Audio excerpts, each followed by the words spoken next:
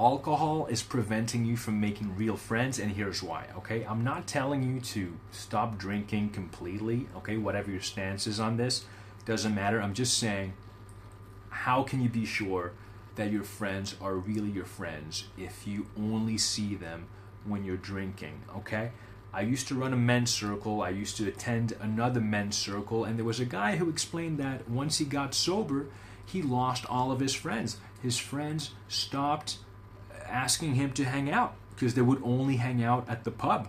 And they're like, well, we don't want to bring him anymore because he doesn't drink, okay? So it's like, can you only see your friends at the pub? And also, like, why can't you go to the pub and not drink alcohol, you know? So maybe they were not your friends.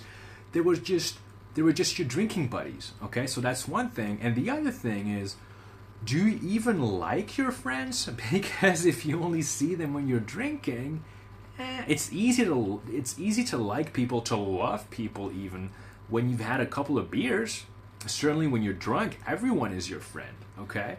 But what about when you're sober? Do you actually admire them, respect them? Do you think they're good people? Do you actually get along with them?